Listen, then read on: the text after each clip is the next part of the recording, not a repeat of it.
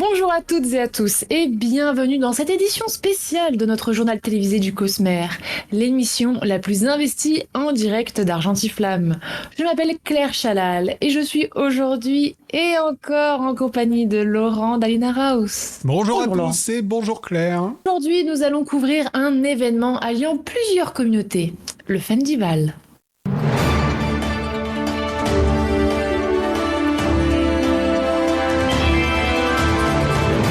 Comme l'a dit Claire, ce JT est très spécial puisque nous allons parler d'un événement qui réunit les fans de fantasy, le Fendival.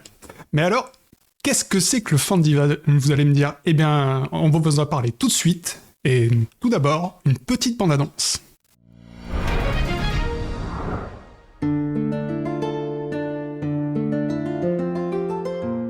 Quatre fandoms entrent dans une taverne et tombent sur un petit dragon assoiffé. C'est comme ça, ou à peu près, qu'est né le Fendival. Un festival pour les rassembler tous, sur un même trône les lier. Un choixpeau pour les répartir tous, et dans une même trame les tisser. Depuis plus de 2 décennies, Tolkien Deal, la Gazette du Sorcier, la Garde de Nuit et la Pierre de Tir fédèrent les fandoms pour créer des espaces où l'on discute sans fin de nos univers favoris. Enfin rassemblés au Fendival, ils célèbrent tous ensemble le plaisir d'être passionnés, en faisant ce qu'ils savent faire le mieux. Débattre, analyser, jouer, rêver et rire. Et tout ça en direct sur leur chaîne Twitch. Vous avez aimé la première édition et attendez impatiemment la seconde? Ne vous inquiétez pas, Fendi et ses amis sont de retour les 24 et 25 janvier 2026.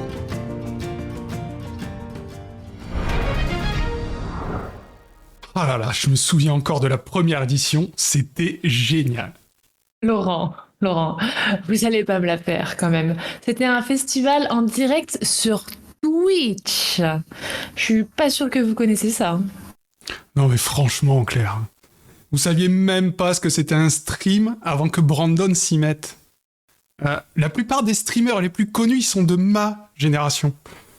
Et puis en plus, j'ai un t-shirt du The Event à la moitié de nos JT, donc concentrez-vous s'il vous plaît. Eh oui, bien sûr, papy. Enfin bon, là où vous avez raison, c'est que c'était vraiment bien, même si ça aurait pu être encore mieux si j'avais pu gagner un de leurs nombreux goodies. Et je suis connexion internet qui bug. Ouais. Bon, quand on est mauvaise, on accuse le matériel. Je pense plutôt que vous êtes pas bonne, c'est tout. Et surtout, pas bonne perdante. Comment pourrais-je être mauvaise perdante alors que je ne perds jamais? Mais oui, c'est ça. Donc, selon nos informations exclusives, le thème de cette année serait écrire la magie. Claire? Et oui, Laurent, un thème passionnant qui promet un week-end bien chargé. Et pour vous donner un petit aperçu à nos chers spectateurs, nous recevrons tout au long de ce journal une ribambelle d'invités qui nous donneront un petit avant-goût de ce qui nous attend. Une ribambelle, Claire. Sérieusement. Vous savez que la dernière fois que j'ai entendu ça, vous étiez même pas né. Bref, sans transition, il me semble que nous allons accueillir nos 2 premiers invités. Oui, Laurent, puisque le Fendival, c'est l'occasion des tables rondes passionnées et passionnantes, où de brillants intervenants venus d'horizons divers débattent de sujets légers, mais aussi très sérieux, et ce, toujours dans le respect, bien sûr. Ouais, bien sûr, Claire. On se souvient tous avec nostalgie des débats de l'année dernière sur les adaptations. C'était vraiment incroyable à écouter. Et on espère encore cette année avoir des interventions au moins aussi qualitatives. Et pour vous offrir un petit aperçu, nous avons la chance de recevoir les vénérables maîtres Kakoshin de la Citadelle, auteur de l'ouvrage La magie pour les nuls, et Palando, l'un des 2 mages bleus des Istari, dont la renommée des conférences dans le Rhône s'étend au-delà de la Terre du Milieu. Ils sont réunis pour un petit débat sur un formidable sujet, puisque je l'ai choisi moi-même, bien entendu. La magie est-elle de droite ? Wow. Merci à nos chers invités pour leur présence dans notre émission. Maître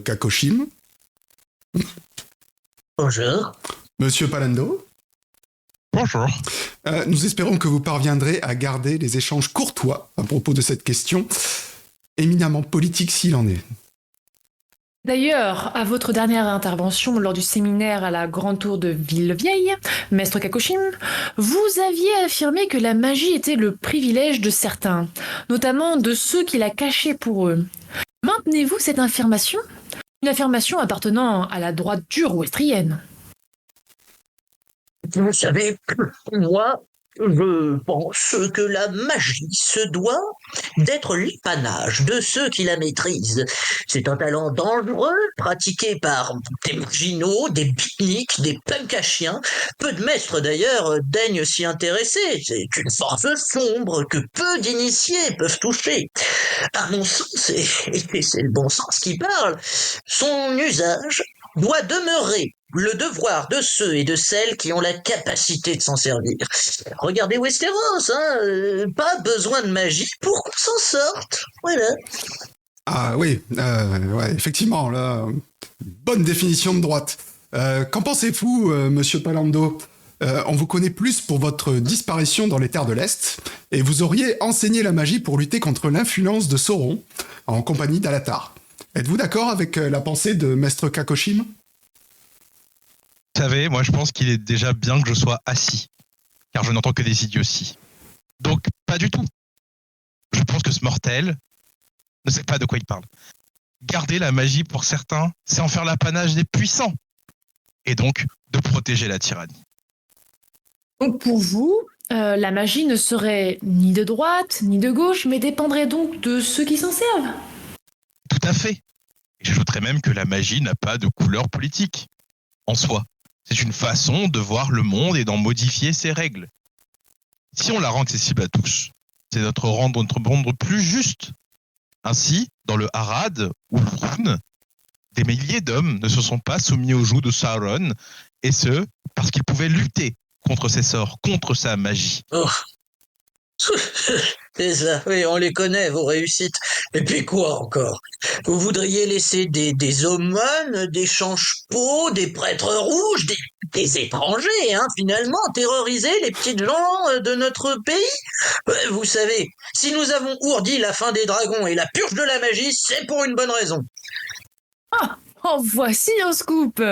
Maître Kakoshim, vous admettriez l'existence de ce fameux complot des maîtres visant à l'extermination des dragons? Non, pas du tout. Non, je voudrais surtout faire comprendre à notre auditoire et à ce charlatan de bas étage que la magie, c'est une affaire de puissants. Voilà. Pourquoi? Parce que ça permet aux tyrans d'exercer leur domination sur des peuples sauvages qui n'ont pas encore été, comme nous finalement, baignés par les bienfaits de la civilisation.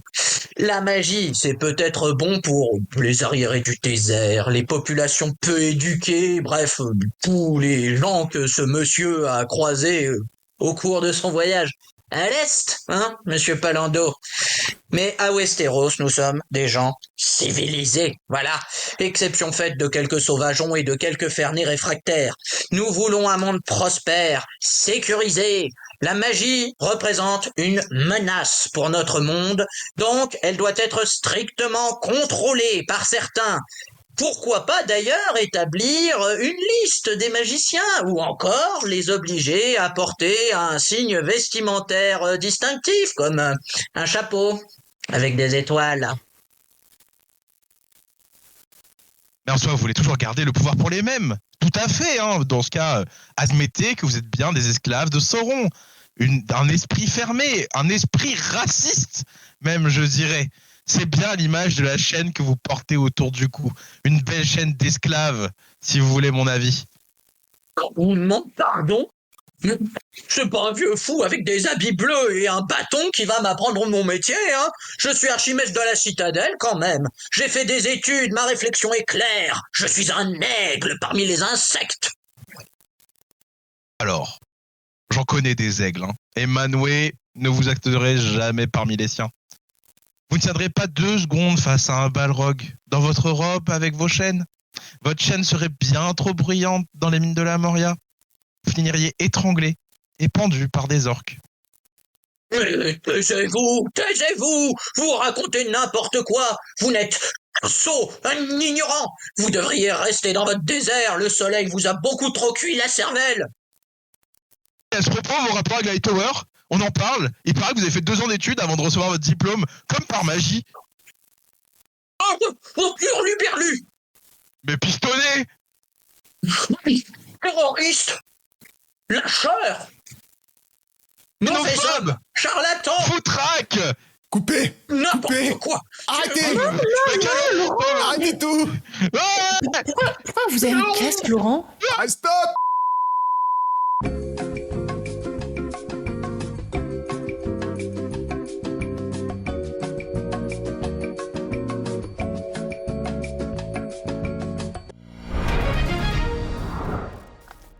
Vraiment, Claire, vous étiez obligé de les lancer sur un sujet pareil. Oh, ça va, c'était marrant, Laurent. Vous devriez vous sortir le balai de votre fondement de temps en temps, ça vous ferait du bien.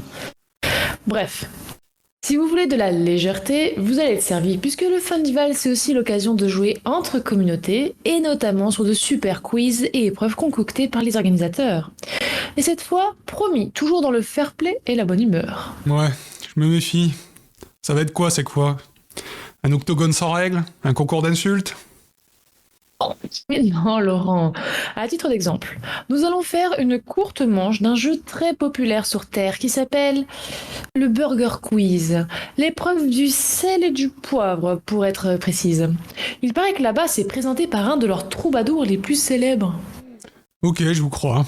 J'ai envie de voir ça. Vous allez voir, c'est très fun. Bon, je me suis quand même fait un petit plaisir puisque notre première candidate n'est autre que Moiren Sedai. Bonjour Moiren Sedai. Je suis très heureuse de vous accueillir, vous n'avez pas idée. Bonjour mon enfant. Il vous prierait de calmer un peu vos ardeurs et d'en venir au but. Je ne sais pas quelle ficelle vous avez tirée auprès de la Merline pour m'obliger à participer à ça. Mais je compte repartir très vite à mes affaires. J'ai un monde à sauver et un élu à former. Ah, vous aussi? C'est assez cocasse. Toutefois, j'ai toujours trouvé qu'une petite distraction de temps en temps pouvait t'aider à remettre les choses en perspective.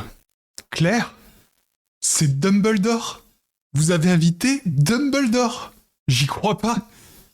Je retire tout ce que j'ai toujours pu dire sur vous. Vous êtes génial. Pour les groupies, est-ce qu'on peut en venir au fait, s'il vous plaît? Qu'est-ce que je fais là? Et qui est cet homme? Moiren Sedai, madame, je vous présente Albus Percival Wulfric Brian Dumbledore, un, sinon le plus grand sorcier de son époque. Un sorcier qui manie le pouvoir? Si vous vouliez quelqu'un pour calmer un canalisateur, il fallait appeler une sœur rouge. J'ai plus important à faire. Madame Sedai, je vous assure que je ne suis on ne peut plus calme. Merci de vous en inquiéter. Mais même si je m'amuse beaucoup, j'avoue que moi aussi j'aimerais bien savoir ce que je fais ici. Ne vous inquiétez pas, monsieur Dumbledore. Nous ne voudrions pas abuser de votre temps. Nous sommes une émission de télé moldue. Vous connaissez la télé moldue, n'est-ce pas? Et nous avons quelques questions à vous poser. Ce sera amusant, vous allez voir. Et Moiren Sedai, nul besoin de calmer monsieur Dumbledore. Il ne vient pas de votre monde. Oui, le principe est très simple. Je vais vous poser une série de questions et vous devrez me répondre par Moiren, Albus ou les deux. Mais Claire, c'est idiot. Ils se connaissent pas. Comment voulez-vous qu'ils sachent si c'est les deux? Mais on s'en tape, Laurent. On est là pour kiffer. Si c'est pas eux, c'est forcément l'autre. Et si c'est les deux, bah, on leur dira. Bon, Ok. vous êtes prêts? Allons-y pour la première question.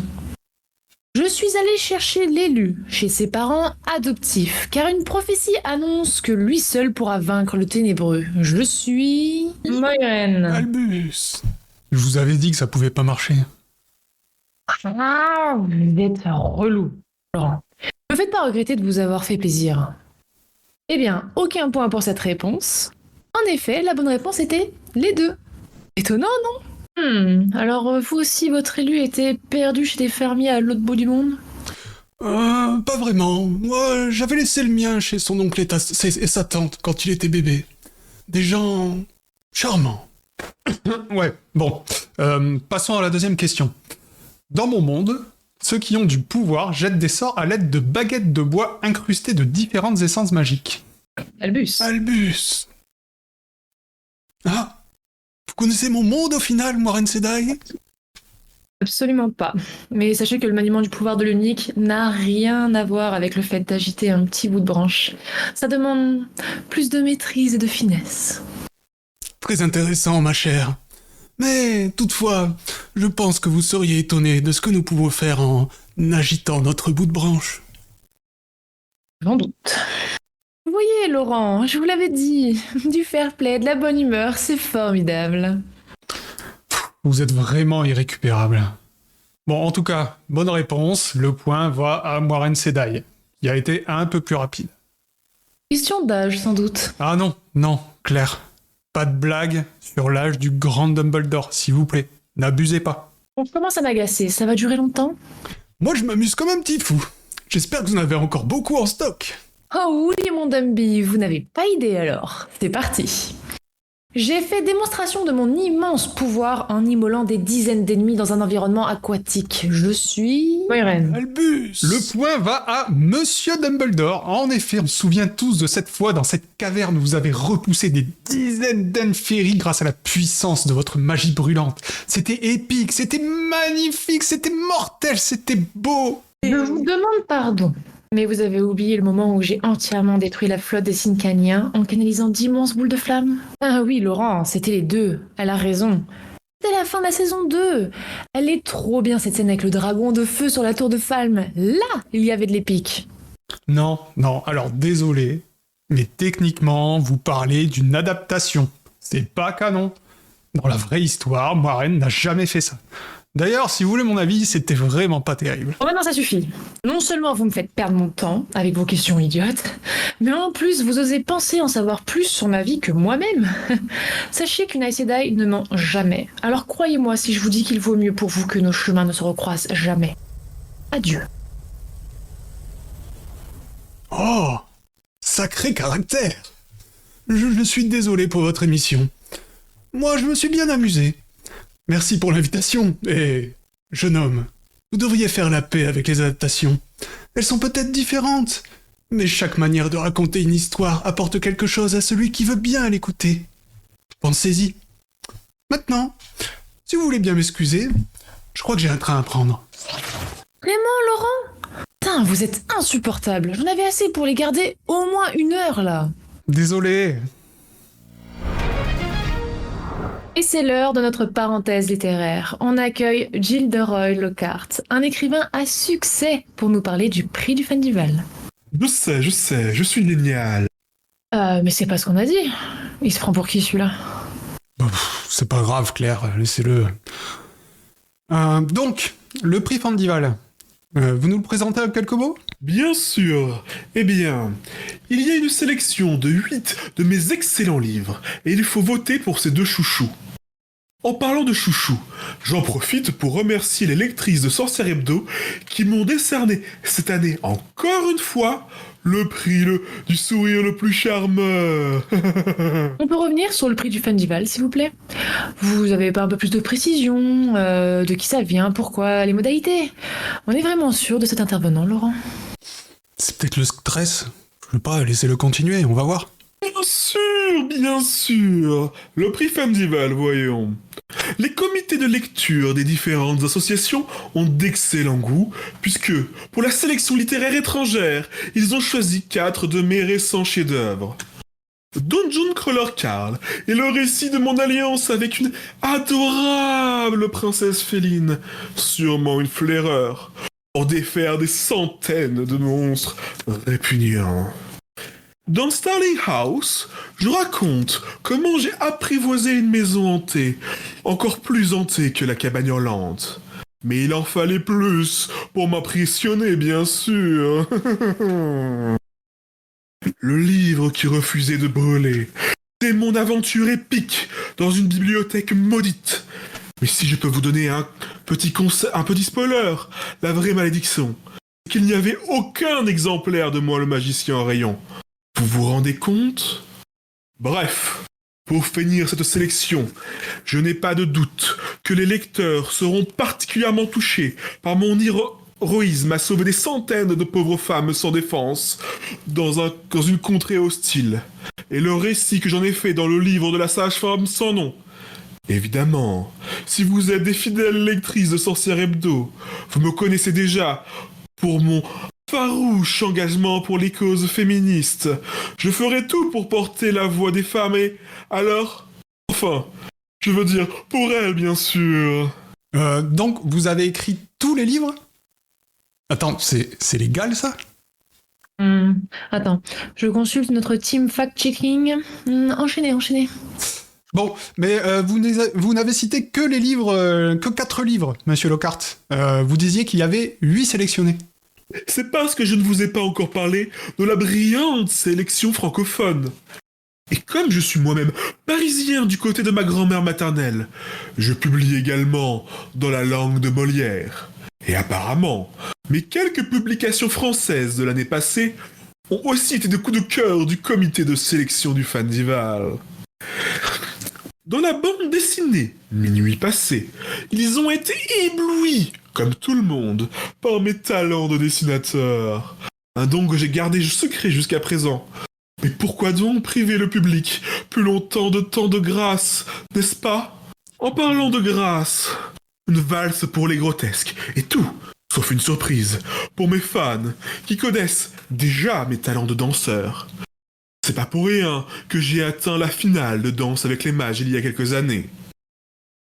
Dans le livre que j'ai intitulé Nous, je poursuis l'œuvre autobiographique de moi le magicien. Des confidences intimes de mon rapport au monde et de la célébrité. C'est poignant. Vraiment.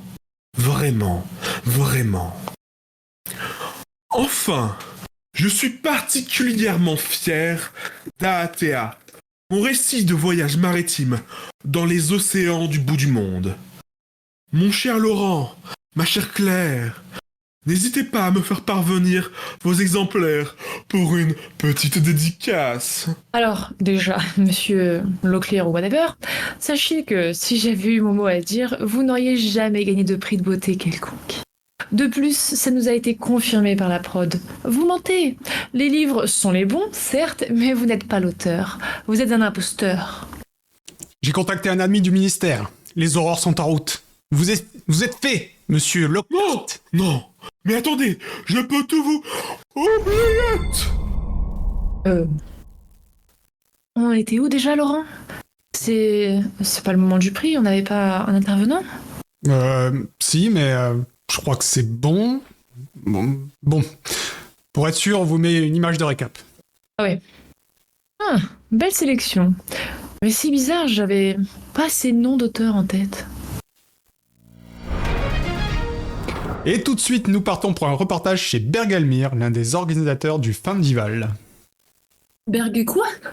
Mais oui, Bergelmir. Vous savez, c'est le mec qui a une bibliothèque digne d'un musée. Oh, vous m'en direz tant. Est-ce que vous avez son adresse? Je note. Non, Claire, reposez cette cagoule. On n'y va pas pour ça. Vous êtes pas marrant, Laurent. Bon, et pourquoi on y va alors, hein, si c'est pas pour lui voler ses livres? Est-ce qu'on va le filmer sous la douche? Oh mais franchement, Claire, vous pensez à autre chose des fois?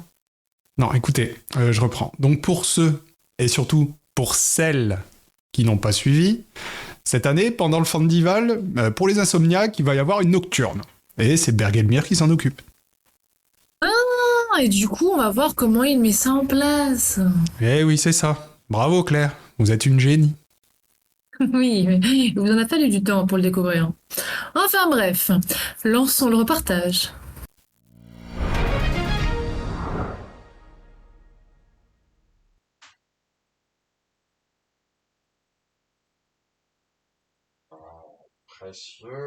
Bonjour, bienvenue dans ma bibliothèque. N'hésitez pas à parcourir les ouvrages sur les étagères. Vous avez pas entendu un truc? Oh, ça doit être le vent. Vous savez, ici dans les montagnes, ça souffle fort. Ah, ok, ça doit être mon imagination. Bon, revenons à nos moutons. C'est la première fois que l'on organise une nocturne à Fendival. Comment prévoyez-vous d'avoir de l'énergie pour toute la nuit? Eh bien, bon feu, une bière brassée, une belle pièce de viande. Ou alors, faudrait des bonnes patates, de bonnes grosses frites dans l'huile. pour accompagner du poisson frit. Gâcher ainsi du bon poisson, il est bien meilleur cru et frétillant.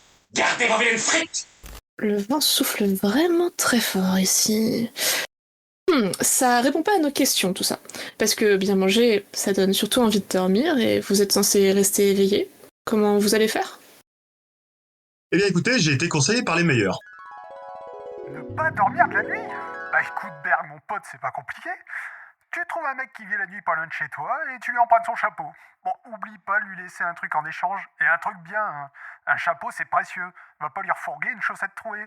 Non, faut bien qu'elle soit en bon état. Bref, tu fais ça et tu verras.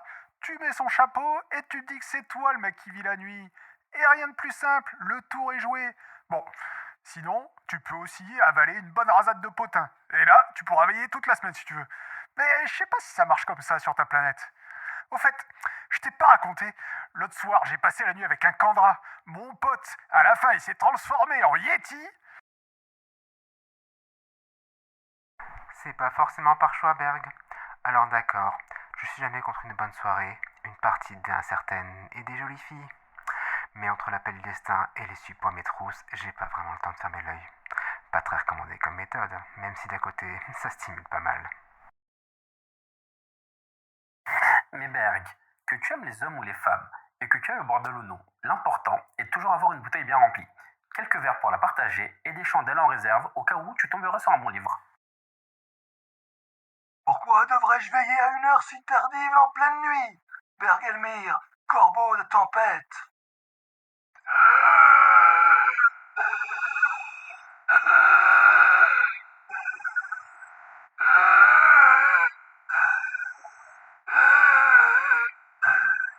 Ouais, comme je vous le disais, j'ai été conseillé par les meilleurs.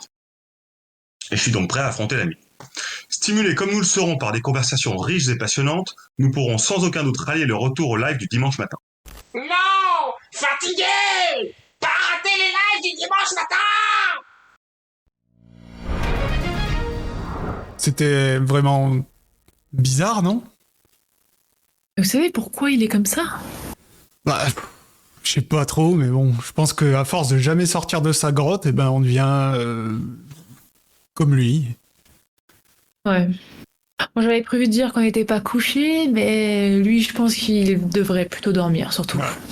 Mais bon, elle la retourne comme elle l'entend. L'an dernier, les spectateurs et spectatrices du Fandival ont été sacrément gâtés grâce à la générosité des partenaires du festival. Ils les ont inondés de cadeaux. On pouvait les remporter tout au long du week-end dans différents jeux et concours. Pourquoi vous faites cette tête, Claire?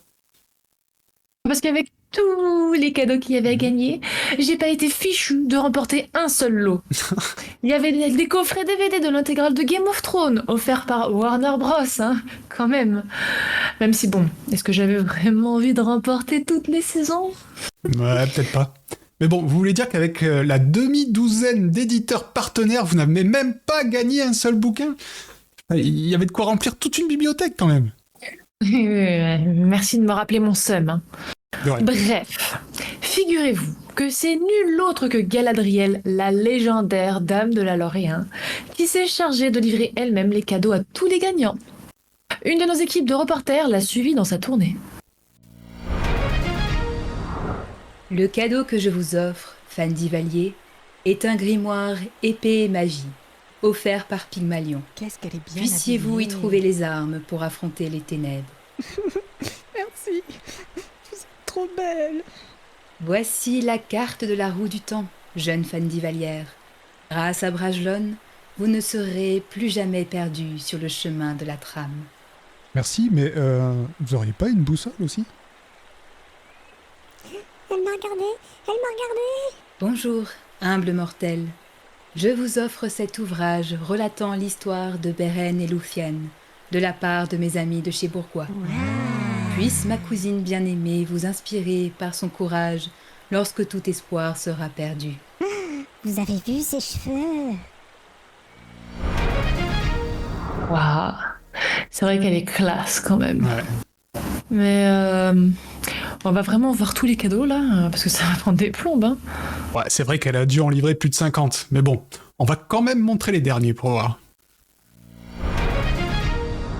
Allez, un trône de fer illustré. Attrape! Aïe, mon pied! Mais madame, pourquoi? Ouais, c'est ça. De rien, bisous. Oh la vache, on en a encore combien à faire là? Et puis les dictionnaires Tolkien, ils pèsent une tonne. J'ai pris 5 cm de tour de biceps, c'est sûr. Heureusement qu'on a Pocket et J'ai lu pour nous filer des livres de taille raisonnable. Bon, pour toi, c'est quoi? La magie de Minalima, t'es content? Cool, dégage. Méchante sorcière! Par contre, je te jure, le prochain qui me demande une mèche de cheveux, la lance de périture de chez Argile, c'est entre les côtes que je vais leur donner. Quelle bande d'abrutis! Fuyez, pauvre fou! Bon, vu qu'il y a autant de cadeaux au moins à gagner cette année, il va peut-être falloir trouver une autre livreuse. Eh bien, ma chère Claire, on discute, mais il serait peut-être temps de le parler un peu du programme, non? Et ça tombe bien, Laurent, puisque Michel Uritiru, notre intrépide reporter, a bravé le froid, les trollocs, les dragons et les scrouts à pétard pour nous ramener en exclusivité le programme de cette année. Il est incroyable, n'est-ce pas? Ouais, il est surtout en retard. Ça fait plus d'1 mois qu'il est sorti, le programme. Mais Laurent, mais faut l'excuser un peu, il s'est toujours pas remis de sa dernière visite sur Scadrial. Si vous le dites. Donc, ce programme... Oh là là, un tableau, quel enfer! Ça me file des boutons, ça. Je vais vous laisser faire, Claire, si ça vous va. C'est plus votre truc, ce genre de choses. Oui, vous voulez dire que dès qu'il s'agit de connecter 2 neurones et d'être organisé, vous êtes en PLS? Si vous voulez. Mais soit, avec plaisir. Le Fundival s'ouvrira donc à 10h, le samedi 24 janvier 2026, avec une heure consacrée à l'inauguration. Ah, j'adore les inaugurations. On sent tout de suite l'énergie et la joie de tout le monde qui est enfin content de se retrouver. C'est vraiment Oui, chouette. très intéressant, Laurent. Donc, comme je le disais, on enchaîne ensuite sur la première table ronde de cette édition, intitulée Incarnation et présence dans les 4 sagas. On parle bien sûr de La magie, les systèmes, les mages, ça va être passionnant, j'ai hâte. Bon, Laurent, vous voulez le présenter ou quoi, ce programme? Mais non, Claire, allez-y, je vous laisse faire, je vous ai dit. Alors, laissez-moi parler 2 secondes, s'il vous plaît, c'est lourd, là. Oh, pardon, Claire, mais bon, vous comprenez, je suis si impatient, tout a l'air si bien. Mais bon, allez-y, je me tais. Merci. Le samedi après-midi sera l'occasion de nous détendre avec plusieurs jeux. Tout d'abord, à partir de 13h, une adaptation de la célèbre émission terrienne Une famille en or, où les candidats devront répondre à plusieurs questions en essayant de trouver les réponses les plus citées parmi un panel d'interrogés. De 14h à Ah, 17h... JDR, je suis trop content. Celui de l'année dernière était génial. Une MJ aux petits oignons et des joueurs. Mais parlons-en des joueurs. Dis rien des joueurs là, Laurent. Pour la dernière fois, soit vous me laissez présenter, soit vous le faites. Mais si vous continuez à me couper, ça va très mal se passer. Je vous préviens. Ok, pardon Claire, je dis plus rien. Mais détendez-vous un peu. Je suis parfaitement détendue. Donc, après ce JDR, un deuxième jeu avec cette fois un quiz sur les thèmes de la magie. On compte sur nos chers organisateurs pour faire souffrir les candidats. Nouveauté cette année, le célèbre site elbakin.net, pilier de la fantasy sur internet depuis plus de 20 ans, viendra prendre l'antenne pendant 2 heures de 18h à 20h pour une émission où ils auront carte blanche. On a hâte de voir ce qu'ils nous auront concocté. À 20h, donc, viendra le moment d'un des temps forts du festival. La grande bataille des fandoms, elle revient. C'est génial, j'adore. C'était vraiment hilarant l'année dernière. Hein, Claire? Claire? Non mais Claire! Revenez, Claire! Vous étiez parfaite! Non mais promis, je me tais, Claire! Bon, la suite du programme sur votre écran. Claire! Claire! Ça va, Claire? On m'a obligé à revenir, mais pas à vous parler. Donc enchaînez, s'il vous plaît. Bon.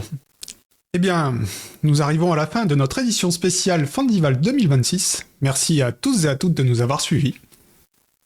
Et surtout, merci à tous nos invités d'avoir bien voulu nous rejoindre pour cette édition spéciale.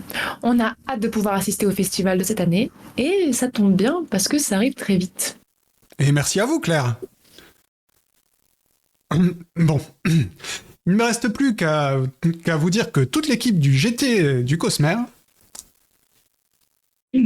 L'émission la plus investie en direct d'Argentiflamme. vous souhaite une très bonne journée, soirée, matinée ou même nuit, qu'importe l'univers dans lequel vous habitez. Bientôt.